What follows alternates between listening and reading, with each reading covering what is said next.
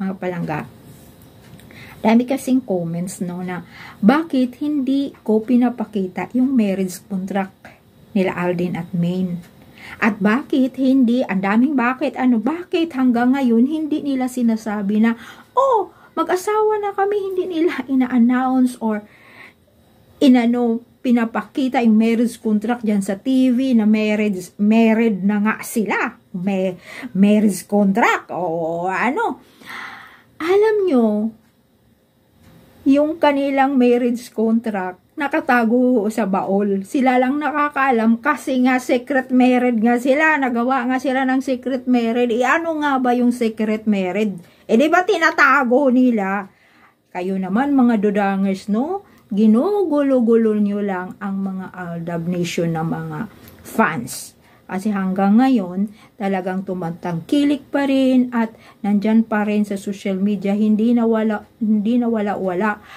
Alam nyo, hindi talaga susuko yung mga totoong mga fans dahil inaantay yung kanilang revelasyon na may anak na sila, kinasal na sila. At yun nga, secret marriage, paano nila ilalabas yung marriage contract? At bakit ako ang maglalabas ng marriage contract? Fans lang ako. Hinahangaan ko lang sila. At yung mga paniniwala ko ay yun talaga ang totoo. Oh. At saka yung mga totoong Aldab Nation hanggang ngayon, alam nila ang katotohanan dahil off-cam nga kung saan ang mga show ni Alden Richards noon nung sumubra pa, kasagsagan pa niyang kasikatan pa niya. Sikat pa rin naman hanggang ngayon pero hindi na talaga kagaya noon na grabe. Di ba? Tiba-tiba ang mga work na off-cam sinasabi niya, may asawa na po ako, mami. Lahat po yan na nakipag-picturan yung mga niya sa mga probinsya, sa mga kahit dito sa Manila. Lahat po niyan pag tinatanong, ay married na po ako, makasal na po ako, mami. Oy, naku, mga dudamers. Kung yun ang paniniwalaan yung kung gay na bulok nga yun, sinasabi ko bulok, wala yun. Showbiz nga lang yun. At dito kami sa katotohanan. Kaya nga hindi po ako pwedeng kunin ko ba yung marriage contract nila nandoon sa baol? I-secret nga yun? Ay nako, mga dudangers. Kasi kaya nga kung yun ang paniniwalaan nyo, yung kasalan na last year, bakit hanggang ngayon sa TVJ o sa channel ng mga Itbulaga na sa kanila nga TVJ, ba't hanggang ngayon ay hindi nila masabi na Mrs. Ataydi dapat araw-arawin na nila yun para talaga masasakal yung mga dudangers. Bakit hindi nila sinasabi? Tawagin nila, Maine Mendoza pa rin. Bakit hindi nila sabi, Maine Mendoza Ataydi? Di ba yung mga kinakasal na, isisingit na nila yung Ataydi? Yun nga, yung iba hindi, Miss pa rin, Miss Sharon Cuneta, ganun. Kasi, gusto nila yun sasabihin din natin, gusto rin ni Mingay na hindi tawagin siyang Ataydi. Ay nako, di ba? Dahil sa maraming fans, kaya nga isinira nga yun ng mga Zarzuelistas at pinaghiwalay nga sila. Kasi ang daming mga fans na naniniwala, lalo na Aldab Nation na kasal na si Mingay, dapat din talagang na hindi kasal na rin ako, diba? Dapat din pumapayag din si Mingay na lalagyan nyo ng Ataydi kahit saan, mga atay-atay, lagyan ng Ataydi doon sa manok. Sorry, lagyan ng Ataydi, diba? Ay, diba pagmamalaki dapat niya? Pero alam nyo, kung ikumpara din kay Alden, hindi niya pwedeng ipagmalaki yun. Off-cam lang yung pagmalaki niya. Pero sa on-cam, sa camera, sa showbiz, hindi. Alam po nila yan lahat.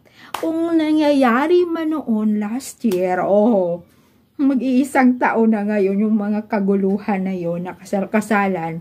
Before, di ba yung kasalan na bulok, mayroong gala night? suot ni Aldin yung wedding band. Alam po ni Aldin yun na ang susunod na yun ay bulok na kasalan na ipapalabas sa TV. Alam niya yun. Eh bakit nga siya nagsusuot ng wedding band? Nung before yung gala, before nung bulok na kasalan. Kayo naman mga dudahangers. Huwag kayong magluluko-luko sa mga Alab Nation fans dahil nakasubaybay po kami. Yan po ang katotohanan. Diba? Kayo naman.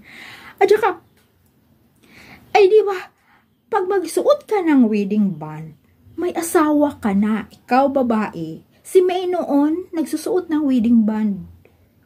Doon sa AET pa, sa Channel 7 pa sila, nagsuot siya ng wedding band na kapartner din na suot ni Alden noong before yung bulok na kasalan. Ang sinasabi naman ng mga fans ni Alden, hindi daw yun wedding band.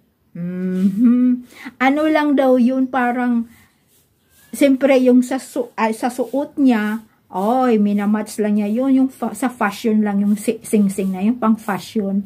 Ala ko po, wag nyo na kami mga dudangers, mga sarswidistas, lukuhin yung mga fans.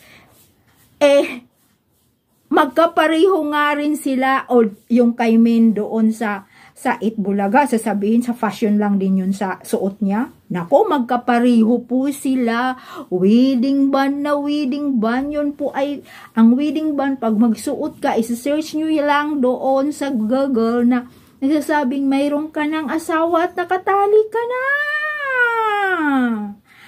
Yun ang katotohanan. Hindi po sila magsusuot yun pag wala kang asawa. Kaya yan po ang mga sagot ko sa mga sumusugod sa atin. Dapat din magising kayo kasi yung mga sasabihin mag-move on kami. Paano nga kami mag-move on? Alam namin ang katotohanan.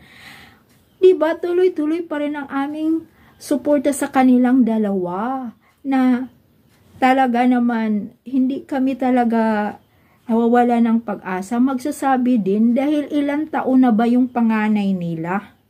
Malaki na yung panganay nila, Alden at saka ni Maine. Dala-dala po yan ni Daddy Bay. Ngayon, soon na yan, magbinata na yan. Ang bilis na ng panahon, kaya wag po tayong, yung mga katotohanan na Alab Nation, wag po tayong mawala ng pag-asa. Sasabihin din nila yan at i-announce nila, sasabihin na mawindang, yung mga walang alam, mawiwindang sila. Pero ang Alab Nation hindi mawiwindang dahil katotohanan ang hawak. Kaya thank you so much sa lahat pong nasubaybay sa aking channel. Thank you mga palangga. Bye!